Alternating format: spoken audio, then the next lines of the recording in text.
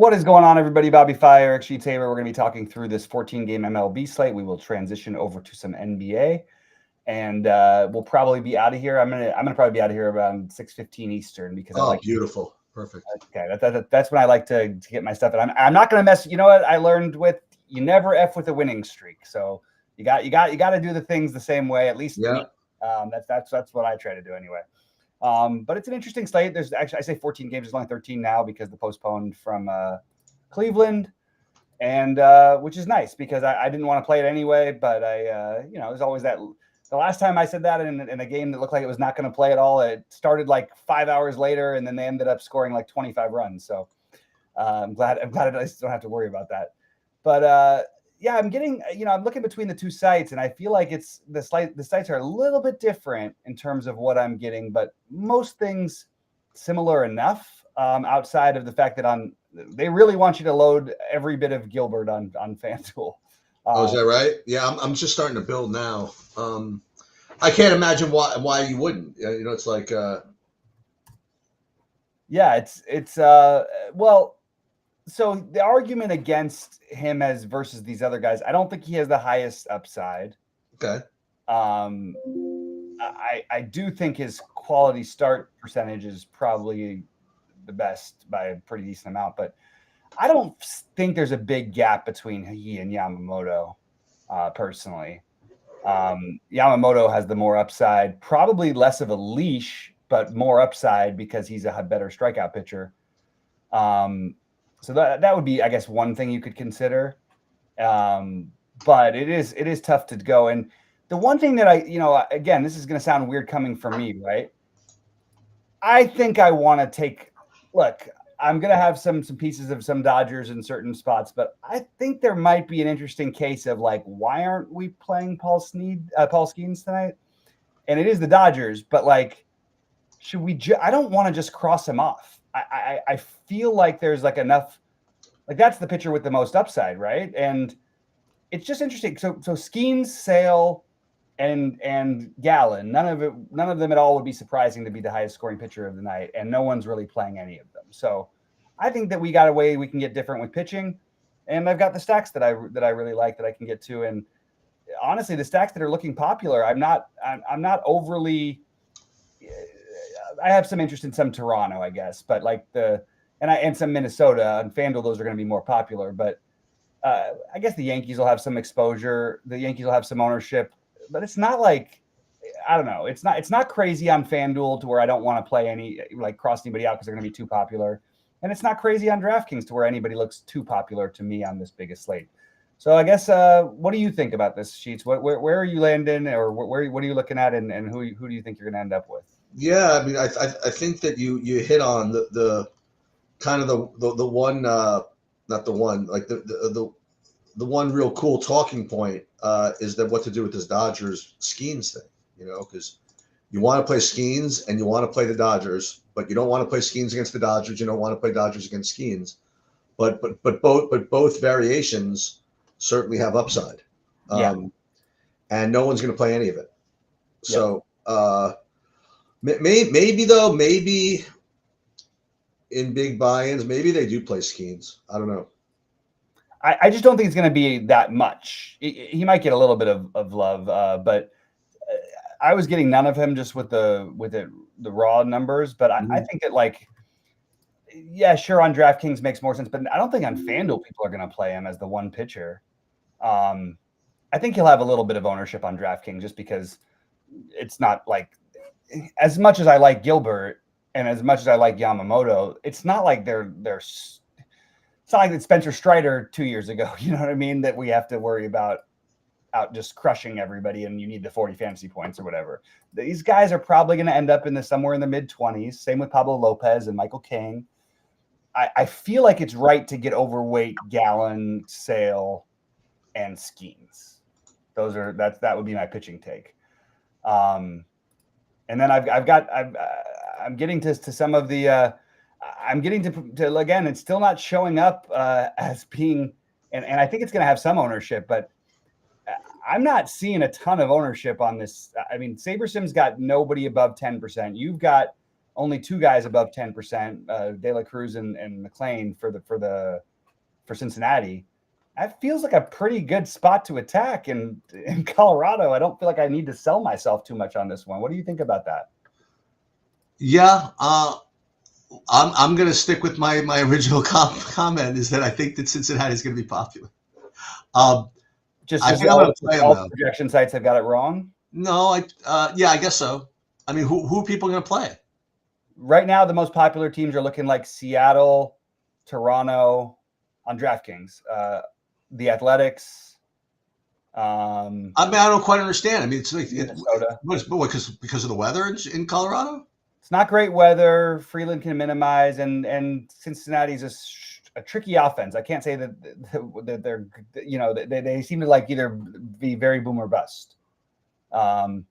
They're better, they've got their best hitters a lefty against a lefty. I don't know, to be honest with you. I guess the weather in Colorado is what's really the answer, but I'd like to be overweight that situation if people are going to be ignoring Cincinnati while they're in Colorado, or at least if they're playing them around 10% or less. I think that's a low enough number to where you go overweight with that, because that's what I've got the most of right now. Right now, it's Cincinnati, and then of course the Saber Sim special, the White Sox, who I do like tonight. Actually, they're tied with the Yankees as my number 2 owned stack, followed by Toronto, Minnesota, Oakland. Or the Athletics, sorry. Yeah, I'm pretty chalky, I think, overall today. So I have like 75% Gilbert, 35% Yamamoto, and then this is DraftKings. And then the next best pitchers are, not surprisingly, actually, Severino and Michael King, and then Pablo Lopez. And I'm my top team is Cincinnati. And then after that is Milwaukee. Oh, interesting. Yeah, I saw that Milwaukee was getting some love, and I was trying to understand exactly why. But I guess it's it's pretty good hitting conditions there, I believe, in St. Louis. Yeah, I'm not opposed to it. I just didn't get there myself. But look, there's a lot of very stackable teams tonight, in my opinion. So I don't think you have to. Again, I would say in baseball, like I really think ownership dictates what I want to do, but I'm not seeing anybody outside of Seattle owned at a percentage that I just don't want to, that I would have an issue with playing, And if it is Seattle, in fact, who everyone look, it's Cal Quantrill in Seattle, Seattle's obviously a terrible hitter's park, but you got Cal Quantrill is one of the worst pitchers in baseball with a bad bullpen behind him. I get it. I just don't think you have to do it with how many other stacks we have on this slate. Shane Baz, by the way, belongs in that conversation of guys to consider. And Oakland, I think, ends up as the most popular team by the end of the day. They have the highest total. They've got a great situation there. And it is weird to see this. I mean, they're giving Kyle Freeland some respect because Cincinnati's below 5. Both teams in Colorado below 5. You don't see that very often. 9.5 total in Colorado with Cincinnati, who just put up 700 runs the other day. I don't know. And Seattle being more popular at like the worst part. Right.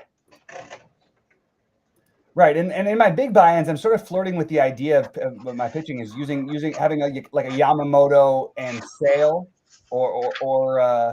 or Yamamoto and Gallen, and then I like the idea of maybe the other one with Gilbert and Sale or Gilbert and Gallen, because I just don't think those guys are getting. Again, like I keep saying, I think they have an excellent chance to be plus 30. I know it's warm there, but you got to hit the ball. If you get the big strikeout game from teams that especially the Braves can strike out. Like I think you could get a ceiling game out of these guys potentially. Yeah. So that's a little bit where I'm at. I do like that. I like both those guys. Yeah, and as of right now, they're oh god, I don't want the it's really gotten crazy with this ownership of. I mean, the Logan Gilbert, it keeps giving me like 90% of him on FanDuel. I just don't want that, so I'm actually going to force in just a little more Yamamoto and a little bit of those guys as well, because I just think and Skeens, I'll throw 5% at a minimum of 5% at Skeens. Right now, I've got 6% of them.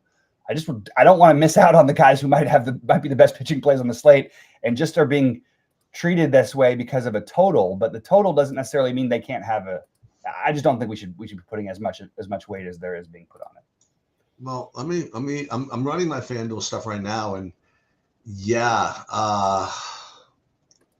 let's see if I get 100 of him, like you were saying. Yeah, I'm actually lowering him a little bit just because I don't think you need to do this. Now keep in mind, I mean, it's a 9:40 game. Yeah, you do. So You you don't have to lock yourself into it yet, you know? Yeah, you've got the Michael King and both Gallon and what's his name pivot, Chris Sale. Right. But I'm going to. I'm not going to the game. So do you know what Cosm is, Sheets? What's what? Cosm. What is that? Cosm. It's so it's sort of like a mini sphere.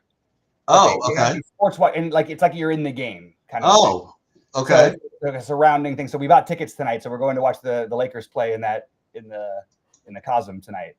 What does that mean? Oh, so like you're watching the game. You're like in the game. Check it out. It's COSM. Check it out sometime. It's like, but it's like you're in the game. It's like the way the screen feels is like the game's happening right. And it's just in LA, so like all over the country.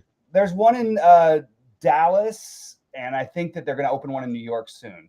COSM. I'm going to take a look at that. Yeah, it's pretty. It's kind of cool. So we bought tickets for it. We thought it'd be a fun time. How much is it? Oh, the tickets you can get standing room for like $10. But that's what. Oh, okay. But they sell out quick, so we got them early.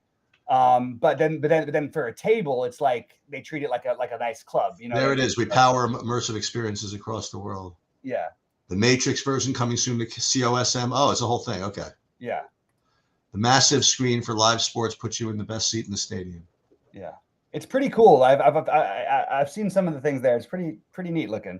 I think it'd be really cool for football because it makes you literally feel like you're on the field. That's the whole idea. Yeah, there's LA and Dallas. Yeah, LA and Dallas so far. Oh, you gotta tell me how that is. Yeah, I will for sure. And it's coincidentally, my aunt, when she flew out to watch the Dodgers play opening day in Japan, she was sitting next to the person who one of the co-founders or whatever of the Cosm. And she said, so here it is. So Cosm Los Angeles, Cosm Dallas, Cosm Detroit coming soon, and Cosm Atlanta coming soon. I'm sure it's in that same area. Yeah, I'm sure at some point it'll be the same with New York too, which is supposed to get a sphere pretty soon, I think. Too. Well, New York is rough. You know what I mean? It's hard to find space. It's not so easy to just build something in New York. You know, no, but you could do it in Brooklyn or something, right? No, but you could probably do it. Boy, where could you do it? Maybe Newark, probably in Jersey. But didn't they put a sphere? Aren't they putting a sphere out there?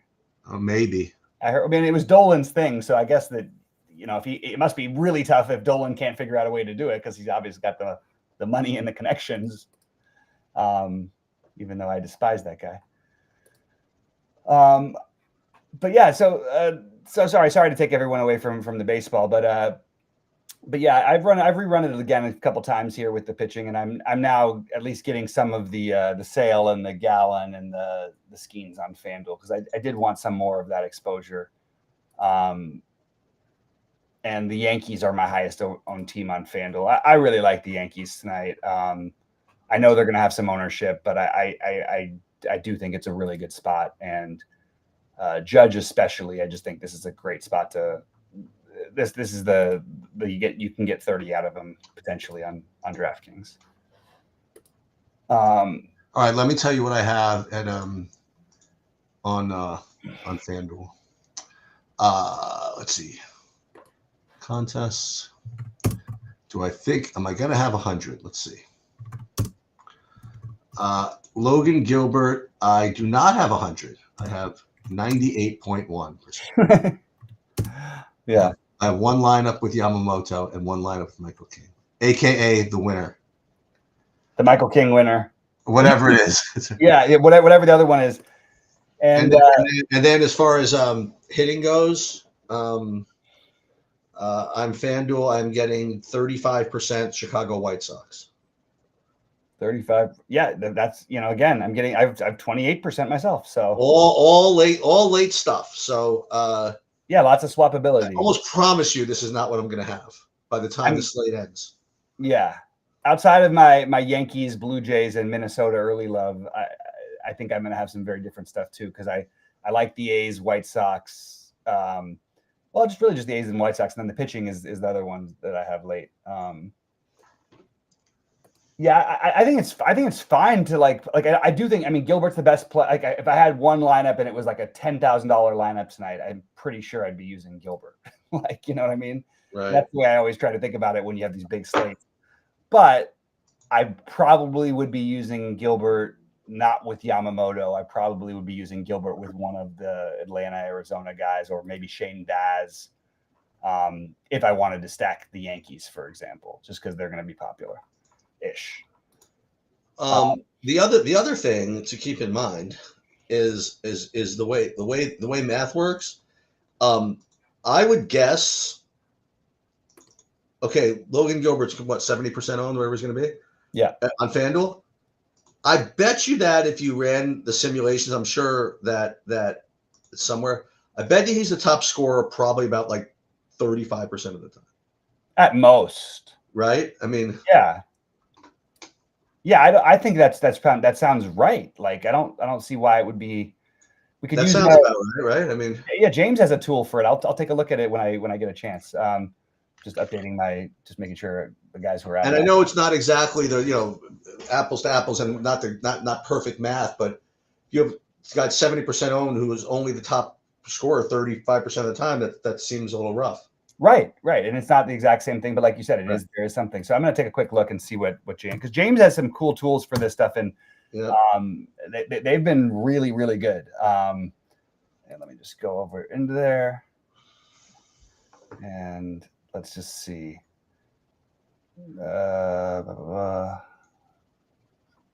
Range of outcome. Oh, that's NBA. Damn it!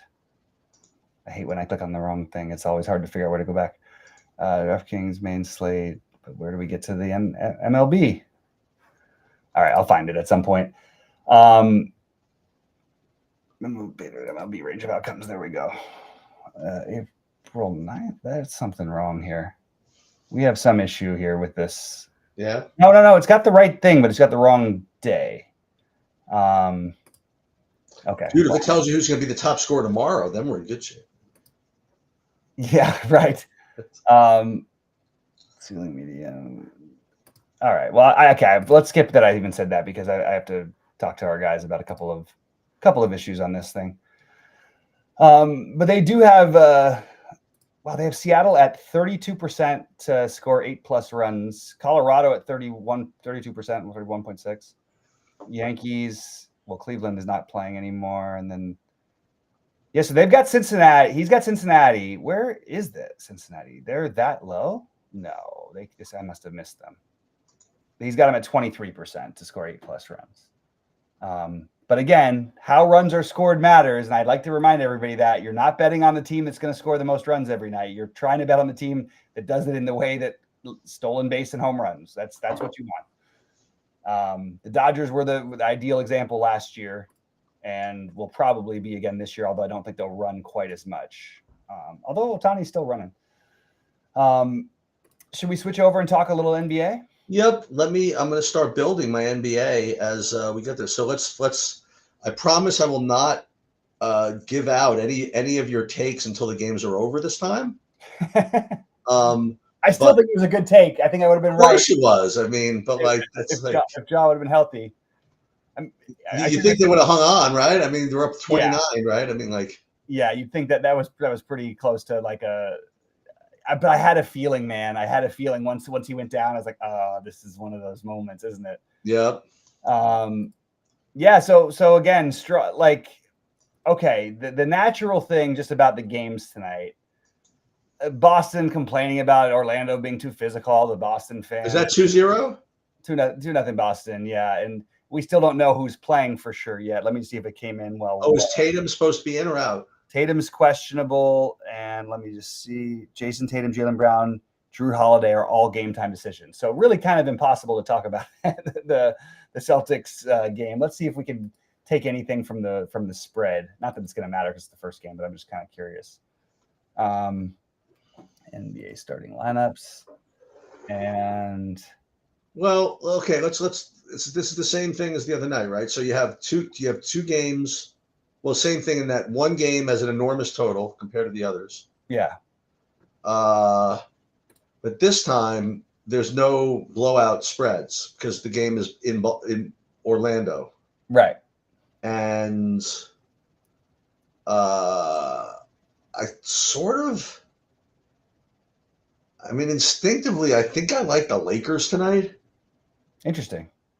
Yeah, I think so. I don't know. It's really been a tale of two different, both games. If you would have they're just completely opposite games that they've played so far. Like I don't know how to break it down exactly because my actual thinking was that Minnesota will win tonight. The Lakers will win game 4.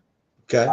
But I could see it going either way. I think it's pretty close. I could see that, again, they're paying a lot of attention to Luka. He's still going to get 60, probably plus. But it's really hard in a must-win for Milwaukee to not have some love for Giannis. So I guess it's the spend-up question.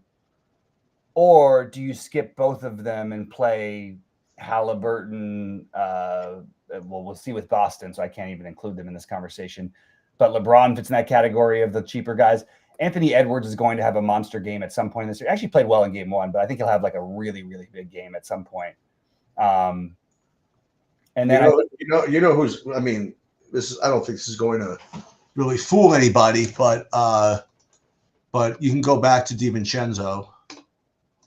Yeah. Oh, yeah, absolutely. I think you kind of have to. Well, actually, you know what?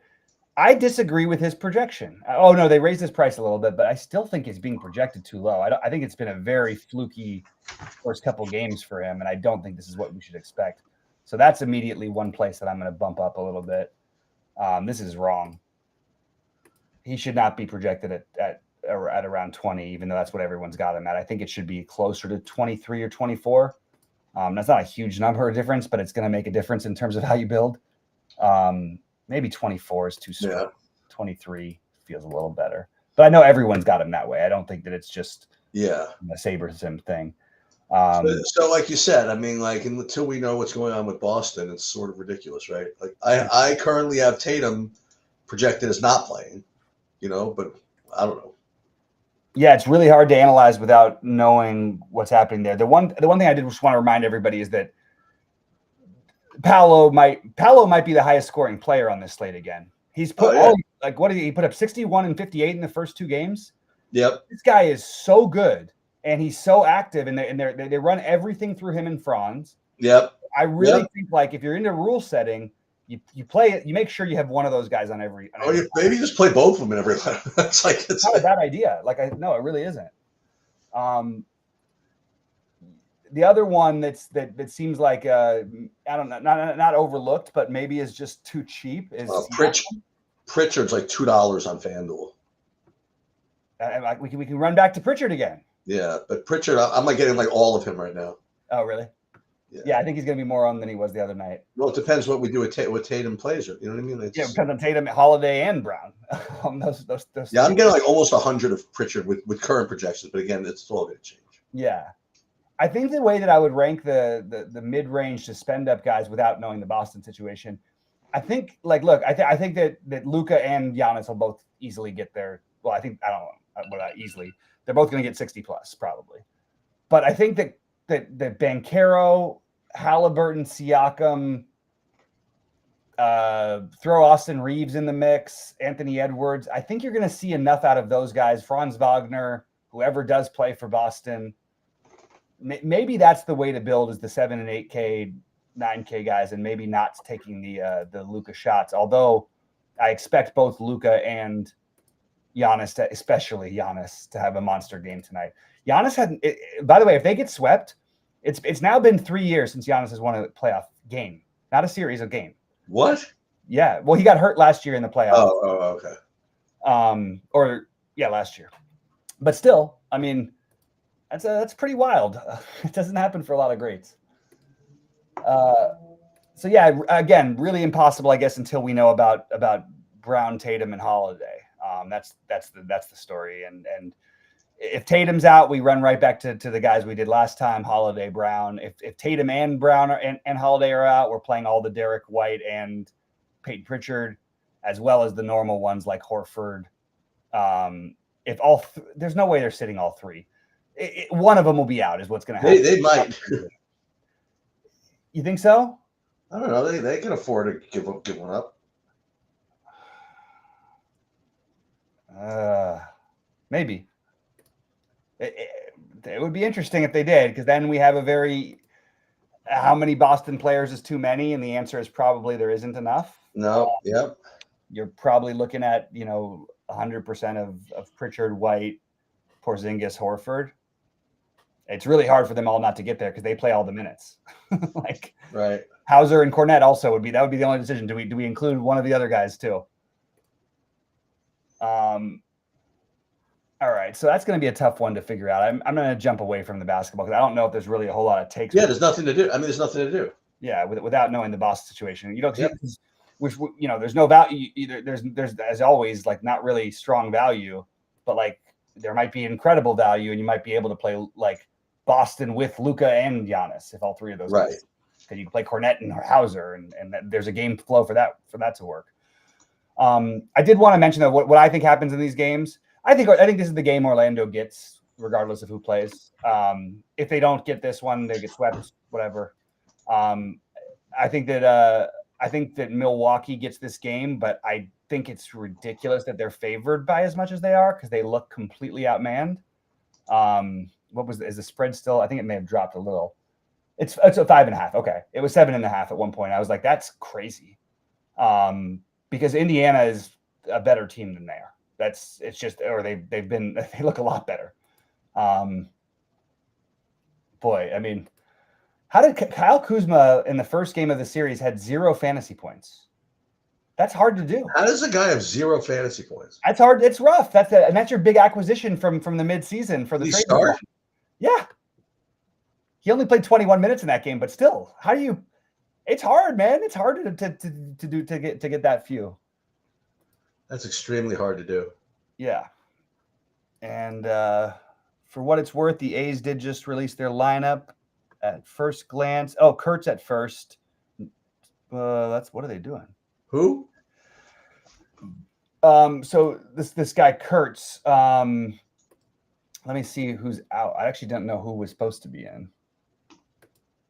All right, let's just take a quick look. I don't actually know. Nick Kurtz is their first baseman tonight. But they're playing Soderstrom in the outfield. So I'm not sure who I'm missing here for them. Is it Bleudet? Oh, Bleudet's not in. Oh, no, Bleudet's in. Bleudet's batting 5th. Who am I missing? Well, somebody from Oakland who I wasn't. I just didn't have him in there initially. I don't know why. All right, let's see what we've got. And actually, maybe I did have him in there. No, I had Kurtz in there. Okay, good. So nothing that unusual. I think we should have mostly pretty standard lineups going forward. Most of these teams don't mess around that we're waiting on. And yeah, that's pretty much that one.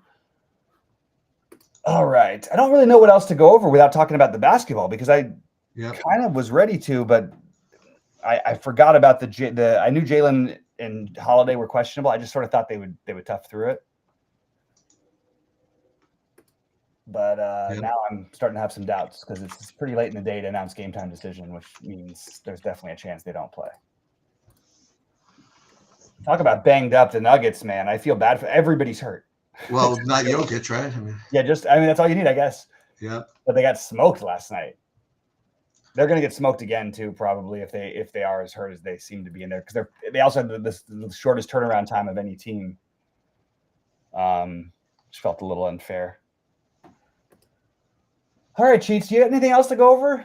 No, I'm good. So tell me more about the Cosm thing. So it's standing room only for $10. And what if we want like a nice seat? I mean, like, is that expensive. A thing? And then we couldn't get them. They sell out, right? Like they sell out days. Oh, really?